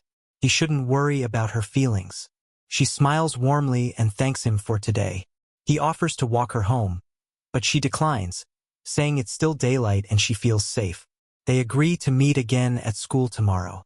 As she walks away, he watches her go and suddenly, she turns around and screams that no matter what happens, she will always love him. Surprised, he blushes, and those around him tease him playfully. The next day at school, the main character notices everyone's hairstyles and is struck by how uniform they look. Passing by the star soccer player, he remembers that his hairstyle was once different. Is this some new trend? Chiaki approaches him excitedly, asking if he's heard the latest news. Apparently, all the guys are copying the soccer star's new haircut. The main character feels shocked and glances around, noticing many boys sporting similar styles. Chiaki confirms that even the coolest kids have adopted this look. The protagonist dismisses it, claiming there's nothing special about his own haircut. It's so plain that it's practically unfashionable. Perhaps he's overthinking it. Chiaki explains that whether a hairstyle looks fashionable depends heavily on the person wearing it. His own hairstyle might not suit everyone, but when balanced with the right facial features, it can become trendy. According to Chiaki, the style's popularity comes from the individual's ability to carry it confidently. Unlike other hairstyles that rely on design alone, his look has gained attention because of the attitude and how well it fits the person. He offers an example that clicks with the MC, who finally understands why the hairstyle has suddenly become a trend. Chiaki explains, there are plenty of guys he wouldn't expect to be copying his look. He points out Kurigaya, even mentioning that someone like him is imitating it. The MC recalls overhearing Kurigaya once mention something about copying a haircut, yet he finds it hard to believe that everyone is adopting his style. He suggests to Chiaki, maybe they're not copying him, but copying Kurigaya. Chiaki dismisses the idea, saying, no way, nobody pays attention to Kurigaya. There's not a single guy who wants to be like him. The MC reflects that Sports Day seemed to disappoint Kurigaya. However, when the topic comes up, Chiaki appears less agitated than usual. After being rejected by Hanabai, Kurigaya kept a low profile, contrasting sharply with how he used to be. like he had fallen from a cliff. The girls no longer fuss over him. Chiaki mentions he's observed closely. Only Kuragaya can pull off that hairstyle. The cool guys tried, but they just couldn't match it. Few boys have such a striking face. He's one of a kind. Yet, the MC still struggles to understand why everyone is copying him. Chiaki admits it's hard to believe. The MC considers sharing his theory, but Chiaki interrupts, saying he's starting to creep him out. The MC drops the topic, realizing it's clear that the most attractive guys are copying his hairstyle, which can't be a coincidence. Suddenly, Chiaki signals him to look in a specific direction. The MC gazes toward where Chiaki points and sees the boys sporting his haircut walking their way. These are the same guys who bet him at the family restaurant, referencing the first chapter. Among them, Hanabi approaches from the crowd. All eyes are on the MC. What does this mean? Then Hanabi suddenly begins crying. She confesses she can't accept their breakup, even though he said he wanted to end things. Everyone is stunned. It was obvious they were dating. The MC surveys the scene. Hanabi's behavior feels unusual. It seems she's acting. The girls start whispering, realizing that they previously thought the MC wasn't so bad. But now they're shocked to see this. Hanabi lifts her gaze slightly, tears flowing more openly, and asks why he's silent. The MC believes that no one really understands Hanabi's true nature except himself. She continues, she knew he told her not to talk back when they were together, but she can't just stay silent while he discards her. They've been dating since middle school. He dumped her as soon as he started gaining popularity. Her tears intensify as her friends try to comfort her. Around them, people whisper that it's hard to believe the MC ordered her to stay quiet, accusing him of psychological abuse. Some even suggest he might have been physically harming her. The accusations grow. People say it's usually the least likely ones who are capable of such things. Behind her hands, Hanabi smirks slyly. While everyone criticizes the MC for breaking up after gaining notoriety and controlling her, he's beginning to think differently. She wasn't just a victim. She was the one manipulating him. Her slight smile hints at something more. Chiaki steps forward and asks everyone to wait a moment. This story is heavily one-sided. Readers shouldn't accept Hanabi's account at face value without hearing the MC's perspective. Chiaki turns to the MC and openly states he doesn't believe a word Hanabi has said. He admits he never knew they were dating. Hanabi seems visibly annoyed. The MC confirms that their relationship did happen, asserting he was genuinely involved. The group is taken aback by this revelation. Chiaki then asks about their breakup, to which the MC confirms it is true, yet emphasizes he never mistreated her. Instead, he claims she was the one who abused him. This shocks everyone. They begin questioning Hanabi about abuse, something they've never heard of before. A girl mistreating a boy. The MC reflects that in this world, there's a widespread belief that males are villains and females are victims. As they process this, many look at him with a mixture of shock and disdain. Behind her hands, Hanabi grins broadly, enjoying the scene. The MC realizes what Hanabi was hinting at earlier, recalling her earlier threat. Hanabi is quite well known at school, and rumors spread quickly. By lunchtime, classmates start calling him a monster who beats his girlfriend. A girl spots him, becomes frightened, and runs away. He notes he was treated no worse even when he had long hair. Surely, Hanabi is laughing at this spectacle. It's exactly what she wanted. The reputation he'd gained during sports day vanished in an instant once the rumors took hold. He never sought popularity anyway and feels uncomfortable judging himself based on hearsay. Now everyone is at Cesari Nature Park for the school trip. Amid all this turmoil, the trip officially begins, and the teacher tells students they're free to draw but not to wander off too far.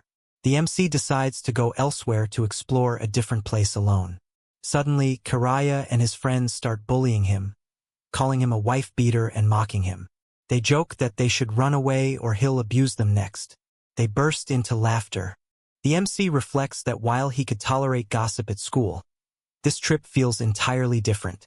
Karaya reassures his friends that boys only abuse girls they perceive as weaker. Then he taunts the MC, derisively calling him Beater boy. Approaching close, Kiraya sneers that he can't believe someone trashy like the MC became popular. Now that he's been exposed, no one will want anything to do with him. The crowd joins in the mockery. The MC is inwardly disturbed, thinking reacting might be a mistake, because people like Kiraya only care about rumors, not truth. Kiraya, frustrated by the silence, yanks at the MC's shirt and shouts at him to say something, insulting him further. Suddenly, a shout rings out, "Hey, what are you doing?" Chiaki and some classmates rush toward the scene. Outraged, Chiaki, Haruta, Yukishiro, Miniguchi, and other friends stand between the MC and the bullies, defending him. Kiraya and his friends are caught off guard, visibly shaken. The MC is surprised by his friend's intervention. Haruta firmly tells Kiraya that he's a high school student and should act his age. He was filled with jealousy because he had lost the relay race, and Miniguchi told him it was painful just to look at him. If he had time to pick fights with the main character, he should use it to improve himself first. Kiraya was in shock as everyone pressed in, surrounding him. Suddenly, a teacher shouted, "Who's causing all the noise over there?" Seizing the opportunity, Kiraya and his friends hurriedly fled the scene. Meanwhile, the MC and his companions were scolded by the teacher. Miniguchi checked on him, asking if he was all right. Kiraya was like a rat, scared and cornered. Haruta reminded him that he had said he wouldn't believe what anyone said about him, and that he wouldn't change his mind. The others added that anyone familiar with the MC knew he was never abusive. Hearing this, the MC felt a wave of relief and happiness, moved by their support. He was grateful that, even if others hated him, his friends would always stand by him, always ready to help whenever he needed them. Their loyalty reassured him more than anything. Hanabi couldn't have her way, but they all cheered up and shifted their focus to drawing. Someone stood behind a tree, listening quietly. They sketched, shared laughter, enjoyed lunch together, and the day was filled with warmth and camaraderie. Later, the teacher called everyone back to the kitchen to start preparing curry, warning them to be careful with the open flame. Chiaki, as group leader, instructed the MC and Yukishiro to begin peeling vegetables. They nodded eagerly, excited to contribute. Chiaki and the others joined in, confident they could make excellent curry. The MC and Yukishiro worked side by side, peeling potatoes. He suggested gathering all the vegetables first and wondered if it was okay to combine them in one bowl since they would cook everything together. Yukishiro was surprised but agreed, saying it was a smart idea. Noticing her hesitation, he asked what was wrong. She hesitated before admitting she couldn't stop thinking about Kiraya. She openly called him trash. It wasn't only Kiraya. She refused to forgive anyone who spoke poorly about the MC. Her desire was to silence them forever, even if it meant sewing their mouths shut. She smiled and pouted in frustration. The MC looked at her and returned her smile, feeling incredibly lucky.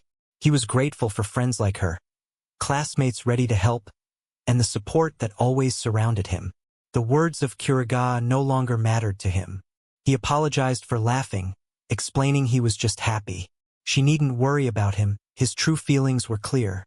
The people closest to him made everything worthwhile. He had no interest in what others might say. His focus was on enjoying the school trip. Yukishiro nodded in agreement. She decided to forget about Kiraya and promised to have fun. Then she hesitatingly asked if he would join her for the upcoming campfire. If he could be with her during that special moment, she would be the happiest girl in the world. As they remembered the legend of the campfire, she hoped that sitting beside someone you loved would make your dreams come true and pass on love through generations. Perhaps that's what she was hinting at. She inquires whether he considers jinxes to be overly girly, but he quickly clarifies that isn't the case. Then he asks if she's certain she truly wants to sit with him, to which she responds confidently, "Of course I do. He is the person I love most in the entire world." As she gazes at him, a faint blush appears on her cheeks, and he blushes and becomes noticeably flustered. Eventually, he tells her he'll see her at the campfire, and she smiles happily, expressing her gratitude. Chiaki then intervenes, reminding them both to stop flirting and focus on their chores. Both blush and everyone nearby laughs at their reactions, including the MC and Yukishiro. The group finishes preparing their curry, and the aroma signals that rice is ready to serve. The teacher announces that once they finish cleaning up, all students except members of the student council should head to the bathrooms for bathing. Chiaki mentions they're going to the bath and heads out. The MC enters his room and finds a note tucked under his bag. It invites him to meet behind the main building before the campfire begins. The note is written by Yukishiro, and he suspects it's definitely from her, probably left when he had been away. He wonders what she wants to discuss, especially since they are supposed to meet immediately afterward. It must be something serious if she preferred to talk privately. He quickly heads to the back of the building and, upon arriving, is stunned to find Karaya and his friends waiting, laughing mischievously. Kiriga sarcastically remarks that he can't believe the MC fell for it, and instructs his friends to tie him up. As the group rushes toward him, ropes in hand, the MC is puzzled and alarmed. Kiriga boasts about this scheme being necessary to get his princess back, and the others quickly bind his wrists tightly while Karaya cackles. The MC silently judges the situation as utterly crazy and questions what they're doing. If this gets out, they all risk expulsion. Karaya yells at him to shut up, explaining that he had to do this to regain his princess, Hanabi. The MC still appears confused, wondering which princess is meant, since Hanabi is his own. Karaya flushes with embarrassment and orders his friends to gag the MC's mouth. Observing their preparedness, he notes they are outnumbered and outgunned. Struggling would be pointless. He considers waiting for an opportunity to escape, clutching the pocket knife he used for cooking, intending to use it if he gets a chance. He recognizes that if they had summoned him after he entered the baths, his situation would be even more dangerous. Suddenly, Hanabi appears, expressing her approval of their actions, telling them they've done well in capturing the MC. She greets him cheerfully. The MC is taken aback. Hanabi comments to Karaya that he's done a good job and dismisses him, walking away. He opens his mouth to say something but quickly runs off. The MC reflects that Hanabi isn't even in their grade and can't believe she managed to join this trip. Hanabi then suggests that now that her nuisances are out of the way, the two of them should have a long, private conversation. She blushes and looks at him expectantly. The MC thinks she signed up for this entire school trip simply to cause trouble, and he finds her reckless, even crazy. He reminds her that he has already informed Karaya and his friends that if this gets reported, they'll face suspension. Hanabi laughs softly, hinting she enjoys stirring trouble. She doesn't care if she gets suspended. She's well aware of Jinx's knowledge about the school trip. That's why she's determined to prevent him from joining the campfire. Her actions surprise him. She also knows Yukishiro invited him to the dance and warns him not to even think about escaping. The two will spend some time together around the campfire. He questions whether she went out of her way to sneak onto the school grounds just to bother him. She finds that hard to believe, yet she insists it's true. This whole thing just for that? He sneers, but she dismisses his doubt. For her, this moment holds great significance. She implies he's responsible for it, pointing out that if he hadn't paid attention to the rumors circulating, he would have stayed home, and none of this would have happened. He remains silent, struggling to free his hands. Hanabi presses on, accusing him of reckless behavior. She warns he should reflect on his actions and reminds him that everyone at school still despises him as before. She emphasizes she might be his only ally left in this situation. She bursts into laughter, claiming he deserves this. Despite her mocking tone, his hands are nearly free. He's made considerable progress, just a little more effort needed to escape. While she laughs, he seizes the opportunity, pulls out his knife, and frees himself. She's taken aback. How did he manage to slip out of those ropes? His reply is blunt.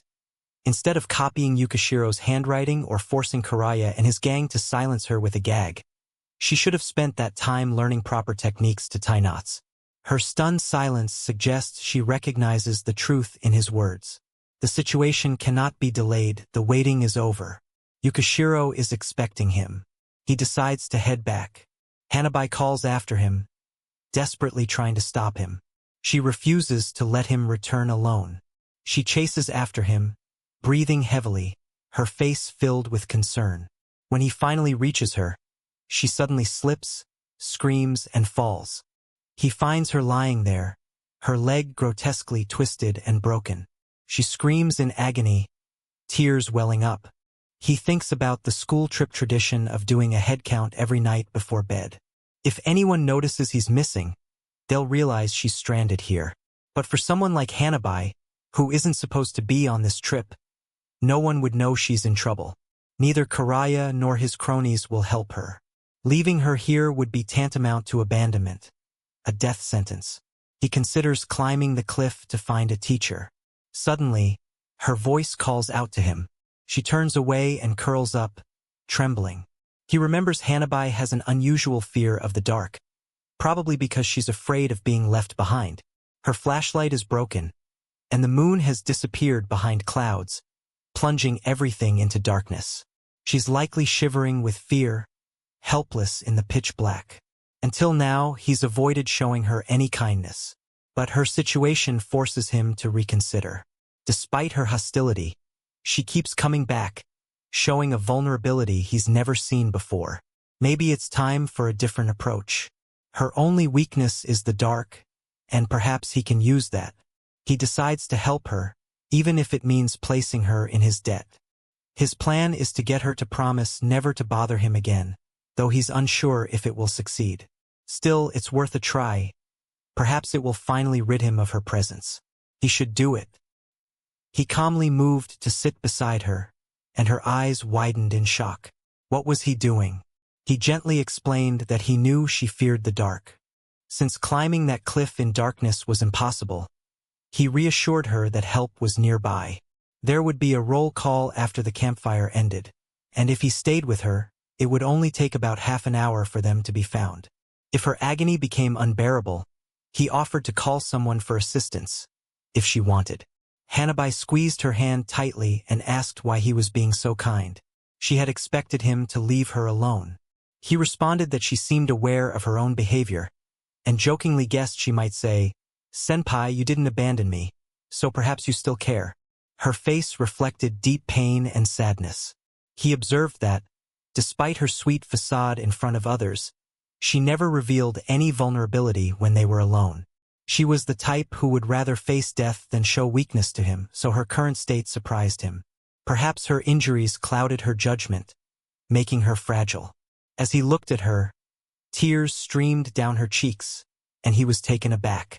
Was she crying? She tried to wipe her tears but couldn't stop the uncontrollable flow. She admitted she already understood that he didn't like her.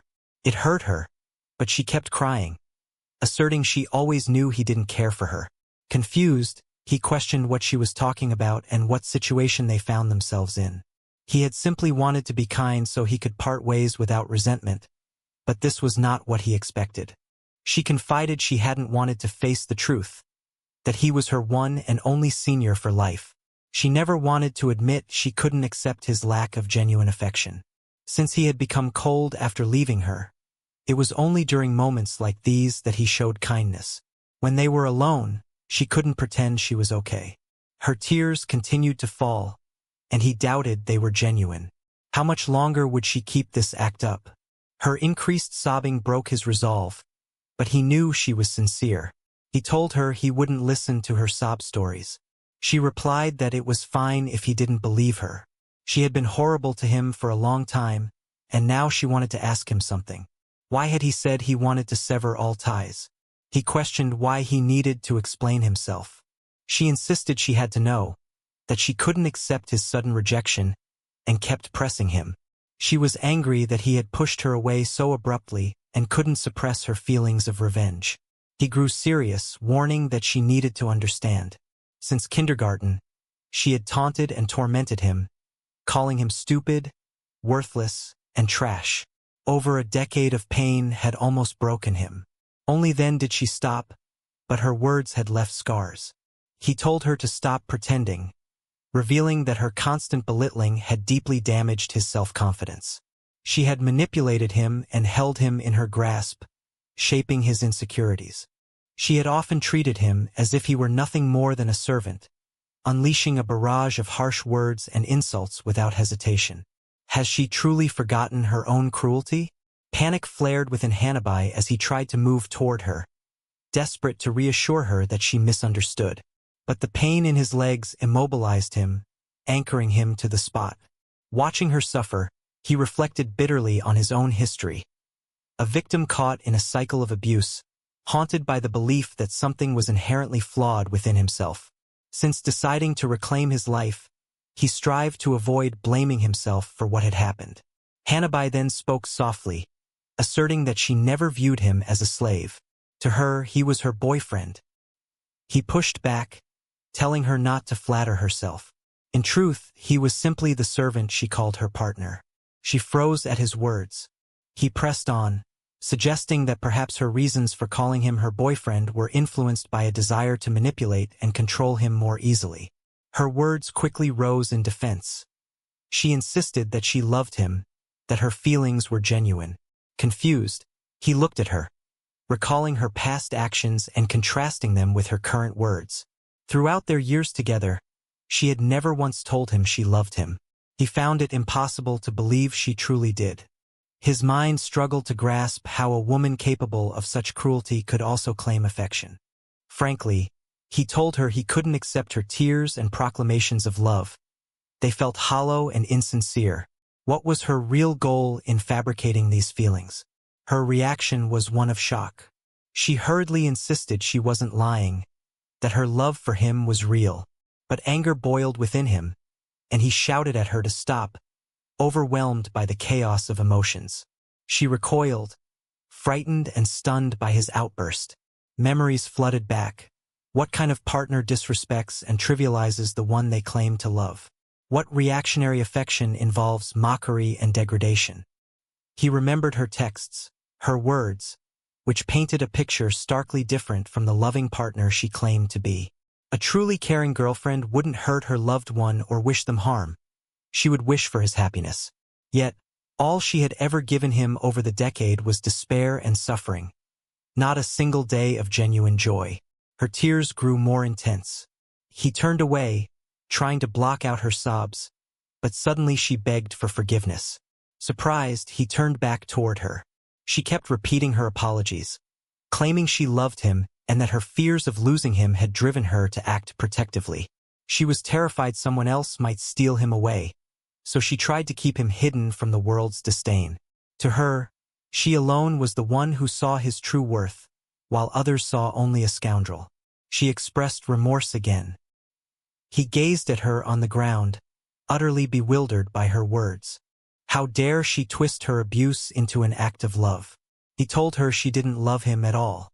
She quickly denied it, insisting she truly did. But he saw through her. She had been solely focused on herself, never once considering his feelings or needs. How could she claim love when her actions said otherwise? She protested, claiming he misunderstood her, that he was the only one she cared about. Tears streamed uncontrollably down her face as she asked if her love had been a mistake that only brought him pain, sobbing more deeply.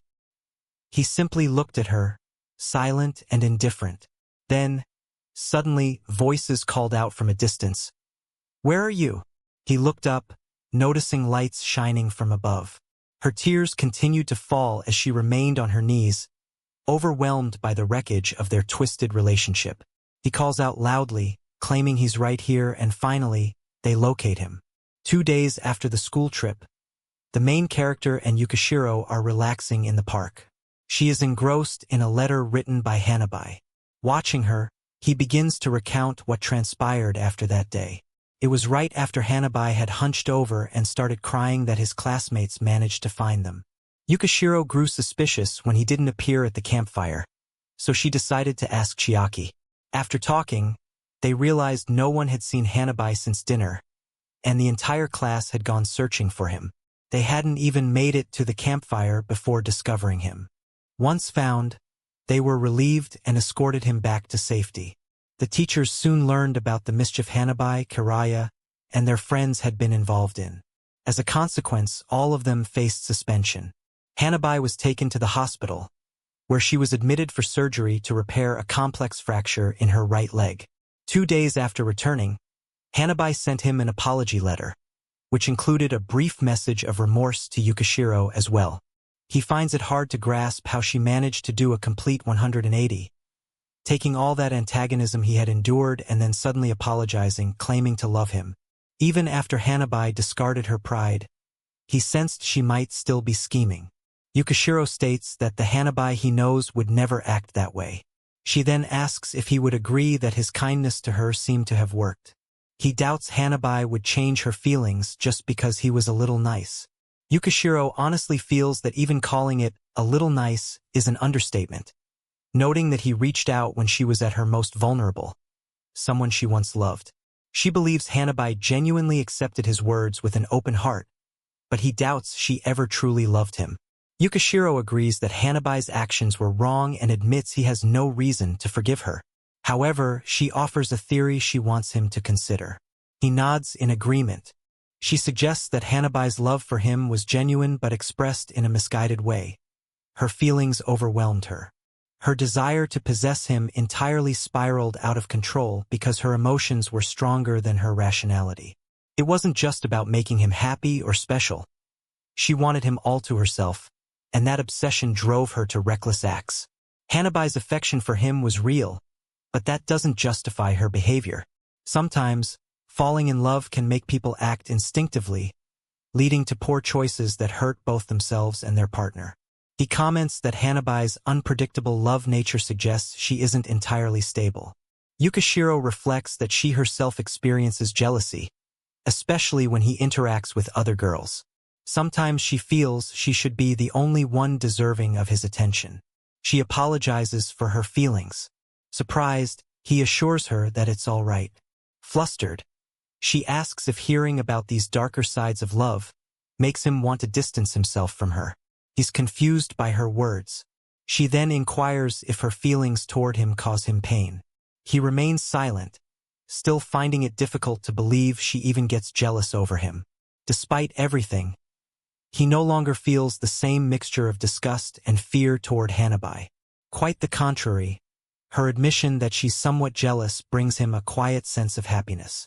He gazes at her, recognizing how completely different they are as people. His past pain caused by Hanabi makes him unwilling to abandon the hope of a future with Yukishiro. He suppresses these foolish emotions, knowing that Yukishiro remains gentle and supportive. Even now, she is beside him, listening patiently as he shares his story. Her presence helps him think clearly. He is honest with her, believing deep down that her love for him is genuine with all her heart. Never once has he resented her for it. Rather, she has become one of the most vital persons in his life. She blushes and gently places her hand on his. He admits that he feels happiness. Without her, he fears he would never be able to overcome the trauma inflicted by Hanabi, doomed to remain forever stuck, unable to love again. Yukishiro feels joy from his words. He is grateful to her for teaching him what love truly is. Because of her, he was saved from that dark place. They sit close, and he reflects that if love can cause pain, it also has the power to heal those wounds. He learns this truth from her, a lesson he will carry with him until the end of his days. He vows never to hurt the person he loves.